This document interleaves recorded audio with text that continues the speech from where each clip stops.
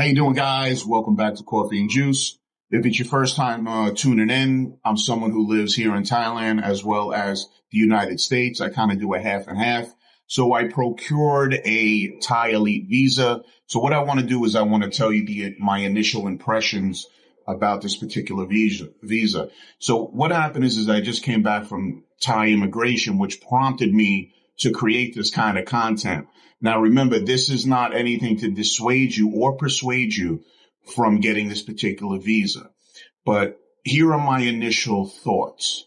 If I'm dropping 18,000 US dollars or 33 US dollars to a service, because remember, there's immigration and then there's going to be the Thai privilege and the Thai elite, which are going to be collecting your money and basically somehow is a middleman or a liaison for you to get this particular credential to let you have multiple entries in and out of the country. But you have to understand something. When you hear people talk about this, and I hold other YouTubers accountable for just kind of glossing over and giving a cursory glance to something called a TM-30. Like you might hear them say, oh, the dreaded TM-30, but then you're there listening like I was listening and saying, oh, it's probably not such a big deal. Now, some of you are like, well, it really isn't a big deal, but let me just let me dial it back for a second. If you don't know what a Thai Elite visa is, it's a pay-to-play scheme that basically gives you multiple entries and they pretty much leave you alone, you would think. But now just understand this TM30 thing, and like I said, they were, let's talk about the good part. They were on point. They told me that it would take 4 months for me to get the visa, or you see, I shouldn't say get the visa, but get your application pushed through so you're in a position to get that initial stamp. You see, this is important for you to understand that it puts you in position to get the stamp. Now, getting the stamp, this is where things, in my opinion, I thought could have been done better constructively by these companies that get outsourced to do this. Now, I'll go back to the money that is being spent. Obviously, you're giving me carte blanche to come into the country whenever I'd like, and that's great. Bravo. Okay? I paid, you're making it happen, and I like it. But should I have to sit in general population for an hour amongst the common people? And now, once again, this is with humility, but they're there. They did not pay what I paid. So if I'm this particular organization that's offering the service, wouldn't you have your own booth? Wouldn't someone come to you? Hey, how are you? Shake your hand like you're a gentleman. This doesn't matter if you're a lady or a gentleman. Shake your head. Hey, how are you? Very nice to meet you. Let's walk you in the back, have a seat. Here's some cappuccino, and we're going to handle your paperwork and then get your stamp. Okay, so number one, look, all I could say is that it's a great opportunity to be allowed in another country, and that's great. But once again, you talk about offering up X amount of dollars. That's what you did to get in. And I'm cool with it. It didn't matter. The money didn't matter. But all I'm trying to say is that if you're going to say that you're an elite, this particular moniker has what surrounds it is going to be that you pick me up. Oh, I have to get my first stamp in Bangkok. No problem. Let's send a car over to you.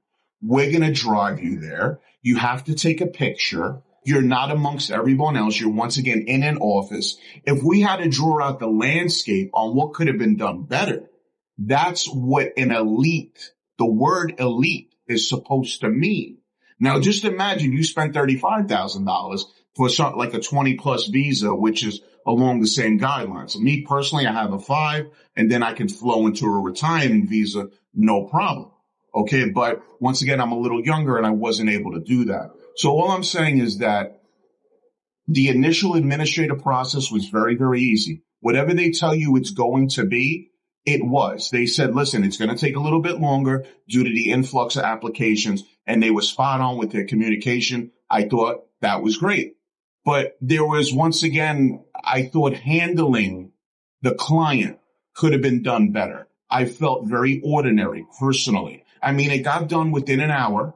There was a nice woman. She was running back and forth in the back office, coming out, dealing with immigration. So once again, they're administrative liaisons trying to push you through a little faster. Now, I'm assuming, and I probably have pictures and videos that I can show you in immigration, that if you did not have a liaison, that eventually, by the way, you're going to have to pay for. The first time they offer it for free, but then it's about 50 to 60 US dollars to hand somebody a passport. This is for the TM-30, and then they handle it, and then you're out of there. But the only problem is now this is where it gets tricky. If I'm giving you money, and I understand a governmental organization, they want to have a thumb on your head. They're going to like, well, you're in our country. We want to know where you are and what you're doing. But the problem is that if you want to get a TM-30, the thing is that, let's say you're doing an Airbnb. So now you have to go to the landlord. You have to ask them for their passport and 2 other documents. Then you have to take that information. Okay. And then also they have to fill out something online, allegedly. You have to bring it to a service. That's $60. Then you have to, once again, travel there. That costs money. Then if you want this elite liaison to help you. So what I'm trying to say is that if we start mathematically getting into what I'm saying, you're floating around $300 to basically TM-30 4 times a year. Okay, because it's every 3 months. You got to say, okay, well, I'm here now, so let me do the paperwork. So then if you do the math, so what I recommend, and obviously what I would do, and they told me that this is a possibility, is that, and maybe you've heard this before, when it becomes a little shy of your 3-month stay, I would say leave for a week. Because you're going to be spending money anyway. So take a cheap flight, go visit somewhere in Southeast Asia, like I'm going to do going forward. And this is what you're going to have. But my recommendation is it's twofold at this point. Because remember, I haven't utilized a service where allegedly there's someone in a gold jacket taking your luggage. And I'm going to let you know how that experience is because I'm kind of curious myself. So this initial prong of me getting this visa, like if I had to rate it on a scale of 1 to 10, they were accurate. The process was pretty smooth administratively. But I think if this was an organization, like if they had to treat you like you were a VIP and you walk through the back, you walk through the kitchen where I come from, if you're a VIP, and they sit you down, hey, we're going to take care of you now. It's basically like, have a seat. Let me, wait. And just a little pro tip for you. Do not get an appointment at 11 o'clock in the morning. Because what it is, and this is a pretty stringent rule, at 12 o'clock to 1 o'clock, everyone goes on lunch and they tell you to leave. So what I would recommend is that you should try to get there when it opens, have them schedule your appointment then. And by the time lapses, you'll be able to get out of there and you won't have to wait an extra hour through lunch. So hopefully you got something out of the initial prong of me receiving this Thai Elite visa.